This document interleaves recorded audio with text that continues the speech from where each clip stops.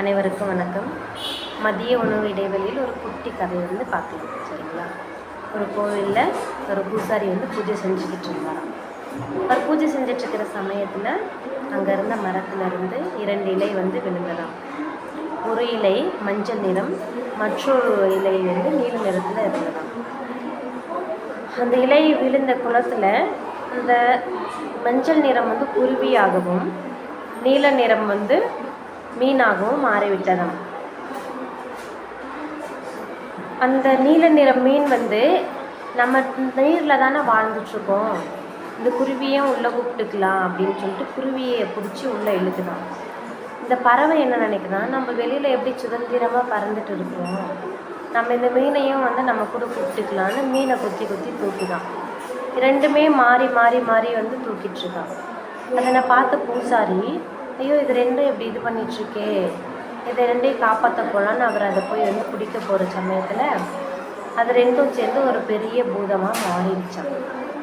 மாறிட்டு காப்பாற்ற போன பூசாரியே அந்த 2 மீனும் குருவியும் சேர்ந்து பூதமாக மாறி ஒரு குகைக்குள்ளே கொண்டு போய் போட்டுடுச்சான். குகைக்கு போனதுக்கப்புறம் தெரிஞ்சதான், இவரை மாதிரியே பல பூசாரிகள் இந்த மாதிரி பார்த்து ஏமாந்து அதே மாதிரி பூஜை செஞ்சுருந்தாங்க. திடீர்னு இலை விழுந்தது, குளத்தில் இருந்தது, அது மீனாக பறவையாக மாறினார். இந்த மாதிரி ரொட்டேஷனாக இந்த மாதிரி ப்ராசஸ் நடந்துட்டு இருந்ததாம். எல்லாரும் இதே ரிப்பீட் பண்ணாங்களாம். கோயிலுக்கு வந்திருப்பீங்களே, பூஜை செஞ்சுருப்பீங்களே, இலை விழுந்ததுங்களா, மீனாக மாறிச்சா, பறவையாக மாறிச்சா அப்படின்னு சொல்லி கேட்டுட்டு இருந்தாங்களாம். ஆமாப்பான்னு பூசாரின்னு சொன்னாராம்.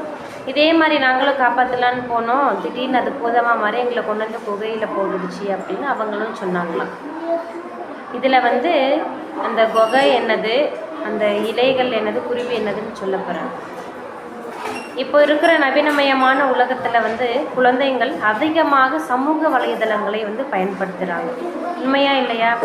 சிறு குழந்தைகள் ஒரு மோர் ஆர்வலஸ் ஒரு 3 இயர்ஸ் 4 இயர்ஸ் 3-4 வருஷம் ஆரம்பித்ததுலேருந்து அவங்க ஃபோனை நுணக்க ஆரம்பிச்சிடுறாங்க.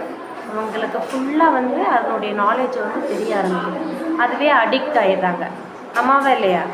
அந்த 2 இலைகள் மாதிரி தான் இது ஃபேஸ்புக், வாட்ஸ்அப், ட்விட்டர், இன்ஸ்டாகிராம் இந்த மாதிரியெல்லாம் இருக்குது இல்லைங்களா? இதை அவங்க உற்று நோக்கும் பொழுது இதை இது பண்ணலாம் அதை இது பண்ணலான்னு போயிட்டு இவங்க போய் அதுக்குள்ளே அடிக்ட் ஆகிடுறது. அந்த பூசாரி தான் அந்த அந்த குழந்தைங்க மாதிரி அது உள்ளேயே போய் அடிக்ட் ஆகிடுறாங்க. அதுலேருந்து வெளிவர முடியறதில்ல. எந்நேரம் பார்த்தாலும் மொபைல், ஃபோனும் கையுமா இருக்கிறது.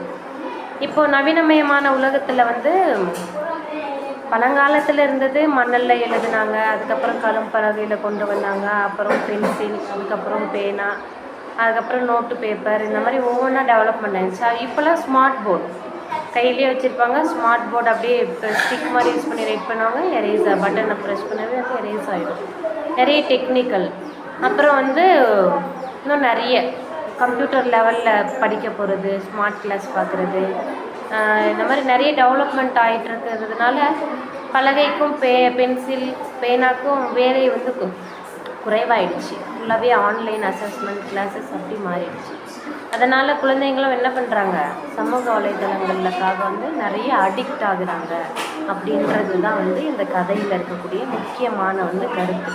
சரிங்களா? ஸோ நம்ம அதிலேருந்து பாதுகாக்கணும்னா என்ன பண்ணணும், குழந்தைங்களுக்கு நம்ம கூட இருந்து மொபைலோட பயன்பாட்டை குறைச்சி நம்ம அவங்க கூட இருந்து 1 மணி நேரமோ 2 மணி நேரமோ அவங்க எஜுகேஷனுக்காக டைம் ஸ்பெண்ட் பண்ணி நம்ம புத்தகத்தில் என்ன இருக்கோ அதை வாசிக்க வைக்கிறது, எழுத வைக்கிறது, அப்படின்னு நம்ம டைம் ஸ்பெண்ட் பண்ணணும். பொறுமையாக அவங்க கூட நிறைய டைம் ஸ்பெண்ட் பண்ணணும். இன்றைக்கெல்லாம் என்ன பாடம் நடத்துனாங்க, என்ன ஹோம்ஒர்க் கொடுத்தாங்க, இன்றைக்கெல்லாம் சந்தோஷமாக இருந்தீங்களா, உங்கள் நண்பர்களோட என்ன மாதிரியான கலந்துரையாடல்கள்லாம் செஞ்சீங்க அப்படின்றத நீங்கள் தெரிஞ்சுக்கணும். அப்படி பேசி தெரிஞ்சுக்கிட்டால் தான் உங்கள் பிள்ளைகளோட மனதில் என்ன இருக்குது அப்படின்றத நீங்கள் தெரிஞ்சுக்க முடியும். நான் இதை என்னுடைய குழந்தைங்களுக்கு டெய்லியுமே செய்கிறேன். அவங்க நண்பர்கள் என்ன ஃபுட்டு கொண்டு வந்தாங்க, நீங்கள் என்ன ஷேர் பண்ணிக்கிட்டீங்களா, என்ன மாதிரியான டீச்சர் பாடமெல்லாம் நடத்துனாங்க அப்படின்னு நான் டெய்லியுமே கேட்பேன். கண்டிப்பாக கேட்பேன். அவங்களுக்கான கருத்தையும் சொல்லுவாங்க. நிறைய அடமெண்ட் தான், என்னுடைய குழந்தைங்களும் அடமெண்ட் தான். பட் நம்ம தான் அவங்கள மாற்றி அமைக்கணும். 5ல் வளையாதது 50ல் வளையாது அப்படின்னு ஒரு பழமொழி உண்டு இல்லைங்களா? அதனால் நம்ம குழந்தைகள் 5லிருந்தே மாற்றலாம். 50ல் அவர்கள் ஒரு நல்வாழ்வில் பெற்று அமைவாங்க. கண்டிப்பாக. அனைவருக்கும் நன்றி.